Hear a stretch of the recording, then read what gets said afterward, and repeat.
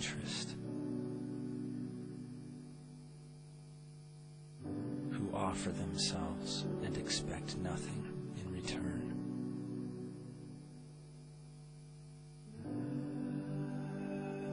Hallowed are the places of small sacrifices, where the thankless work is done.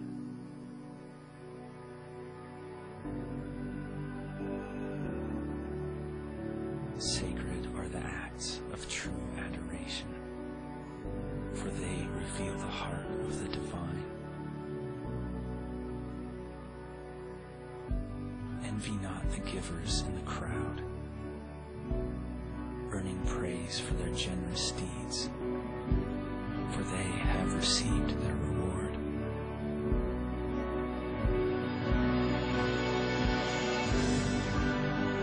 But for those who give in secret,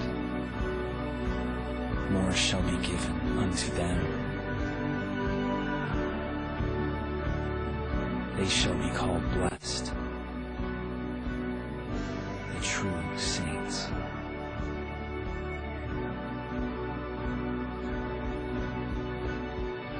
The restorers of streets to dwell in.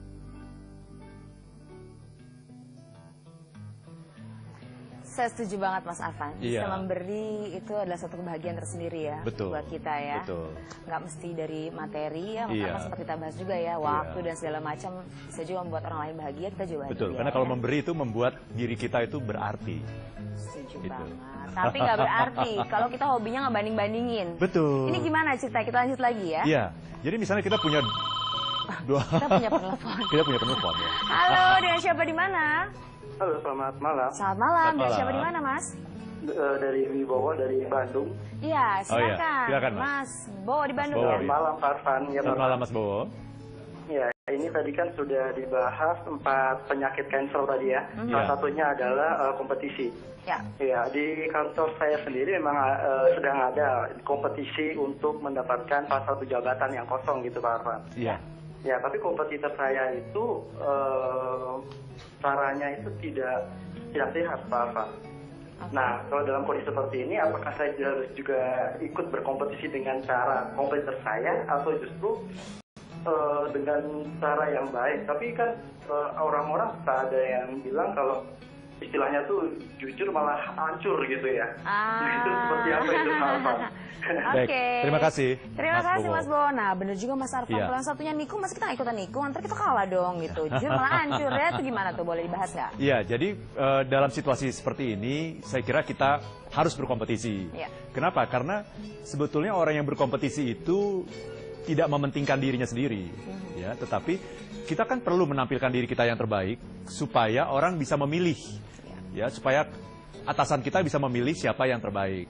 Dan ketika semua orang menampilkan diri yang terbaik, maka yang terbaiklah yang akan muncul sebagai pemenang. Dan kantor kita akan diuntungkan karena semua orang mempromosikan dirinya. Yang terbaik lagi ya. Gitu. Ha, oke. Nah, tetapi kalau ada orang-orang yang melakukan cara-cara yang tidak baik, tentunya kita tidak perlu ikut. Tetapi Tidak perlu ikut, ya. Aha. Kita hanya lakukan apa yang menurut kita baik, karena yang baik itu yang akan bertahan gitu. Ya, yang jelek mungkin akan menang, tapi kemenangannya hanya bersifat sementara. Nah, itu yang harus kita camkan baik-baik ya.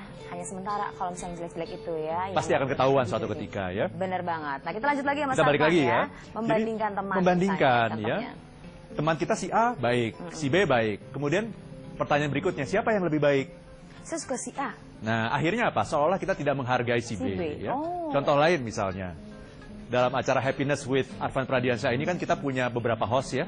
Misalnya host saya ada Intan, ada Poppy, ada Fanny misalnya ya. Seringkali ada orang yang kemudian bertanya, kalau dengan Intan gimana? Bagus nggak? Chemistry-nya jalan nggak? Oh bagus. Kalau dengan Poppy?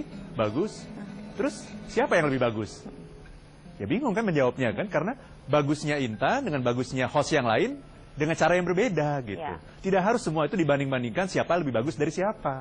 Nah penyakit kita seringkali kita punya kecenderungan untuk membanding-bandingkan. Bahkan acara liburan pun sering dibandingkan. Misalnya tahun ini liburan ke Bali misalnya. Tahun depan liburan misalnya ke Eropa misalnya gitu. Mana yang lebih bagus?